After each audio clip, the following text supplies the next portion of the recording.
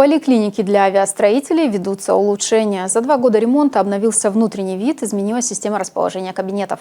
Работы ведутся за счет федерального бюджета. Подробности у моих коллег.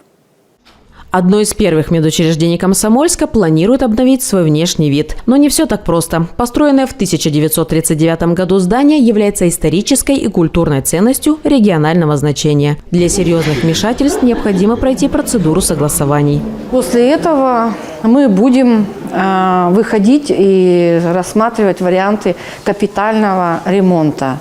Основное, что планируется, это крыша, конечно, и фасад здания. А пока в здании проведен косметический ремонт по нацпроекту «Модернизация первичного звена здравоохранения». За эти 2 года введены системы навигации и электронной очереди. Обустроена зона комфортного ожидания. Для удобства посетителей и пациентов на 1-м этаже разместились участковые врачи-терапевты, кабинет выписки больничных листов и рецептов. Сюда же с 4-го этажа переехали специалисты по забору анализов. Планируется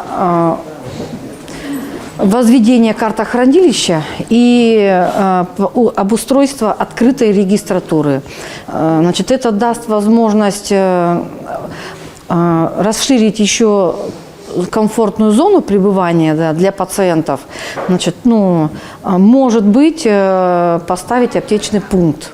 Медучреждение обслуживает более 16 тысяч приписного населения. В основном это сотрудники и ветераны авиационного завода и производственного центра «Яковлев». В среднем в поликлинику именно по пациентам обращается в пределах 400 человек в день проходит, в день, да.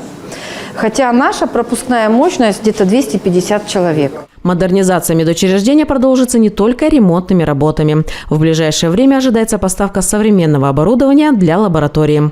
Анна Тютюник, Валерий Тогушев для выпуска новостей.